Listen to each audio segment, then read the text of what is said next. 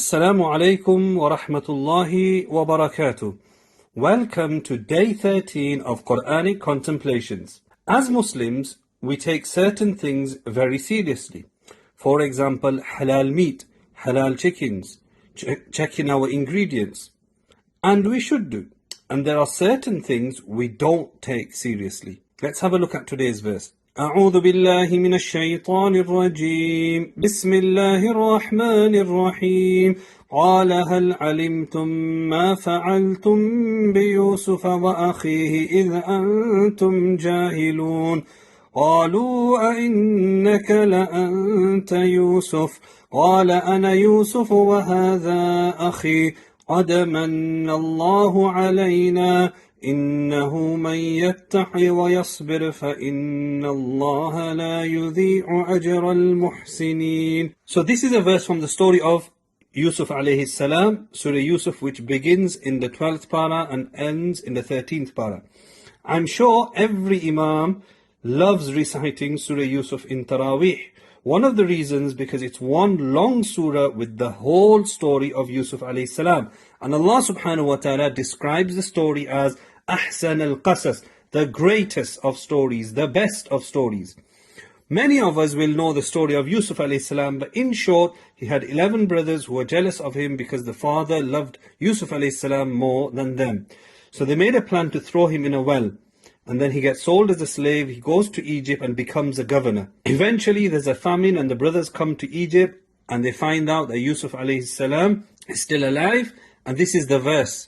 قَالَ هَلْ عَلِمْتُمْ مَا فَعَلْتُمْ بِيُوسُفَ وَأَخِيهِ أَنْتُمْ جَاهِلُونَ. That do you know what you did with Yusuf alayhi salam and his brother Binyamin when you were unaware? So Yusuf alayhi salam is asking his brothers. So the brothers say, are you Yusuf? They say, yes, I am Yusuf, this is my brother Binyamin, and Allah has favored us.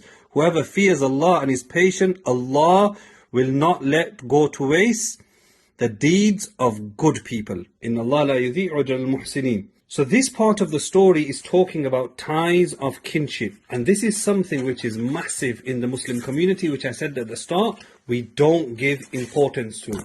Many Muslims cut off ties with family members, their own parents, their siblings.